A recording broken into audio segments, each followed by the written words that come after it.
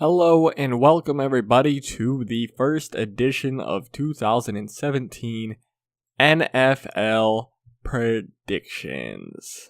So we're just going to go in order week to week through all the games. I'm going to tell you who I think is going to win, and I'm going to tell you whether or not the favorite covers the spread. So without any further ado, let's get this started here in week 1, the trickiest week of them all.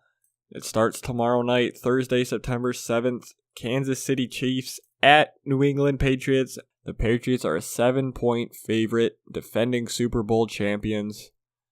This is an interesting one.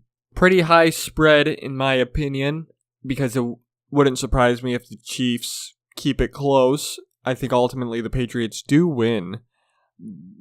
7 points. When in doubt, take the Pats. They're going to cover that. Patriots get a big week 1 victory on Thursday night. So we jump to Sunday. The New York Jets are traveling to Buffalo to take on the Bills. The Bills are a 5.5-point favorite.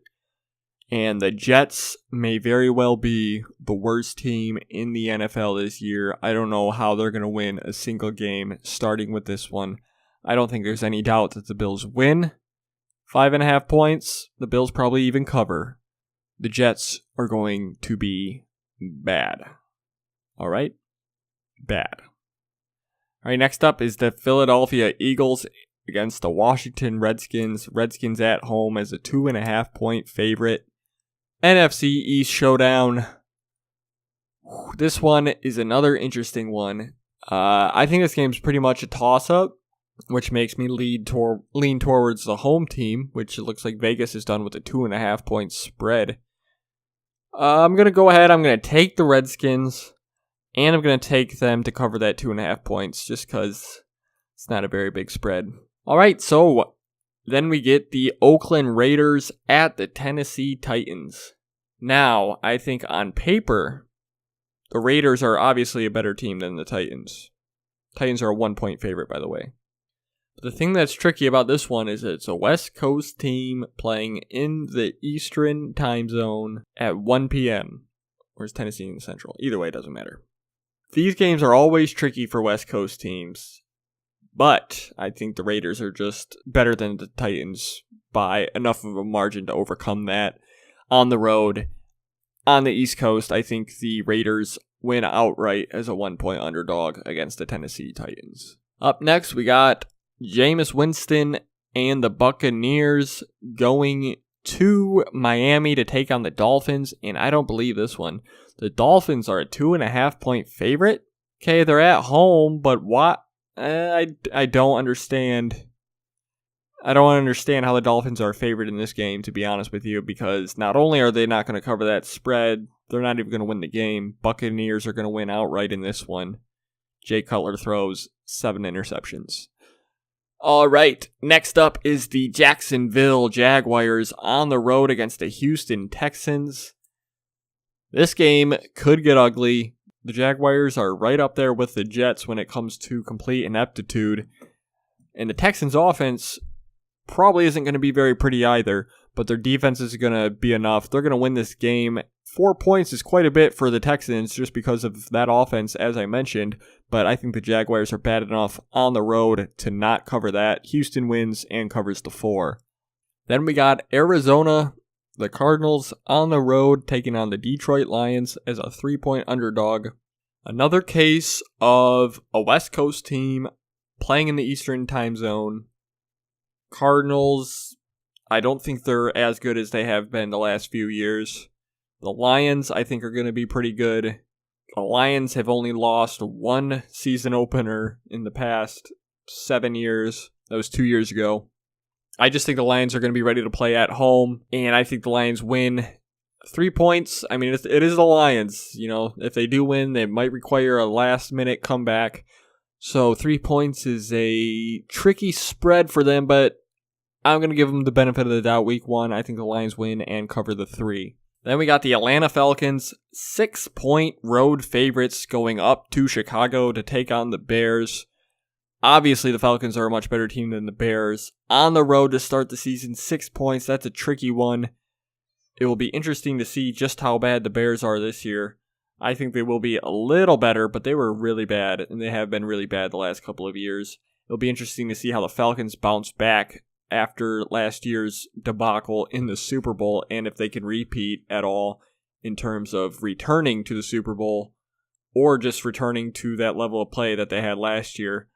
I think that the Falcons come out and really try to make a statement, and with Matt Ryan and Julio Jones against the Bears defense, I think it'll be pretty easy to do so, and the Falcons will cover the 6 points on the road as they cruise to a victory over the Bears. Oh, by the way, that Buccaneers-Dolphins game, I'm pretty sure has been postponed because of Hurricane Irma. Either way, whenever it gets played, Buccaneers are winning and covering a 2.5 point underdog spread. All right, up next, we got the Ravens on the road against the Cincinnati Bengals, who are a 1.5 point favorite. The Bengals have been extremely disappointing the last couple of years. I don't personally think they're going to be a good team this year. Opening up at home against a division rival, I think it's a toss-up. It could be a toss-up, but I think the Ravens are just a better team. I think the Ravens are going to win outright and open the season with a road win against the Bengals. I think the Bengals probably end up with 6 or 7 wins this year. Another AFC North matchup, we got the Pittsburgh Steelers, a 8.5 point favorite, going on the road to take on the Cleveland Browns. Cleveland. I think Cleveland, they still don't know who their quarterback is. It's hard to pick Cleveland to cover any spread because this spread could be 20 and I would be debating it. I think Cleveland will be decent this year. They got playmakers this year. They have an elite return man in Jabril Peppers. So that can give you points when your offense can't. But ultimately, I think Steelers are just too good. They're going to beat Cleveland by at least 10 and cover that 8.5 point spread. Then we got the Indianapolis Colts without Andrew Luck as a 3 point road favorite going to Los Angeles to take on the Rams. The Rams are terrible. But the Colts without Andrew Luck, I think they're equally as terrible. So on the road, give me the Rams. They're going to cover the 3 points, and I think the Rams are going to win outright against the Colts. That's right. Rams 1-0. Probably not. But maybe? All right, Rams. All right, Rams are going to win. Let's go, Rams. All right. Now we got the Seattle Seahawks going on the road to take on the Green Bay Packers. That's a nice matchup. Packers are a 3 point favorite. This is a 4:25 game, so no time zone worries for the most part for the Seahawks. I don't think the Packers are going to be as good as they have been the last couple of years. I think they lost too much. I don't think the Seahawks are going to be as good either, though. So Packers at home. This game's going to be very interesting, very close. I'm just going to give the home team and Aaron Rodgers, even though I hate the guy, I'm going to give them the benefit of the doubt. I say that they beat the Seahawks. 3 points, sure, they'll cover that. Actually, I think they'd probably win by 3, but for the sake of this, let's say they cover the 3. All right, now we got the Carolina Panthers, 4 point road favorites taking on the 49ers in San Francisco. Give me the Panthers. I know they didn't have a good year last year, but the 49ers are still a dumpster fire. I think the Panthers win by at least a touchdown. All right, then Sunday Night Football, we got the Dallas Cowboys at home, 5.5 point favorites, opening up against the New York Giants. Has there ever not been a NFC East game to open Sunday Night Football? I am so tired of it. These games are always a crapshoot. The 5.5 point spread's not being covered either way, and it wouldn't surprise me if the Giants win outright, but whatever. I'll give the Cowboys the benefit of the doubt. Cowboys win. They don't cover 5.5 though. So the last 2 games, the Monday Night Football doubleheader starts off with the New Orleans Saints going north to take on the Minnesota Vikings. In Minnesota, the Vikings are 3.5 point favorite. Saints, I think they're a pretty average team. Vikings started off really hot last year. Their defense was great. They folded and collapsed impressively to end the season. Adrian Peterson, now a Saint, going up against his former team. He'll be running hard when given the chances.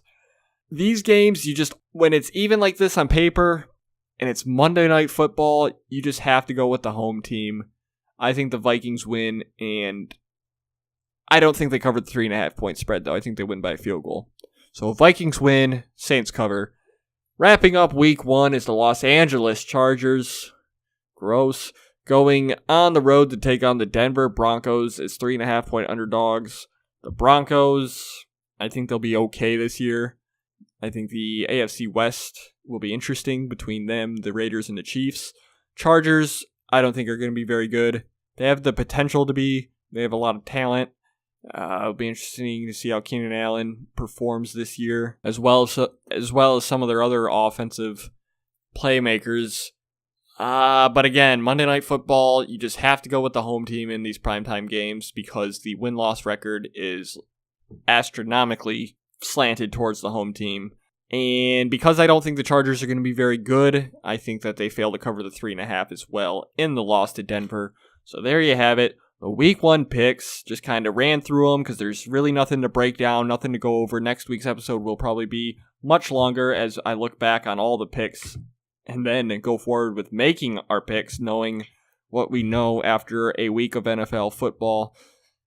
Let's see how this one unfolds. I'm excited to get the NFL season started. I am excited that football is back. And I will see you guys next week with the recap of all these predictions and next week. So be sure to subscribe and goodbye.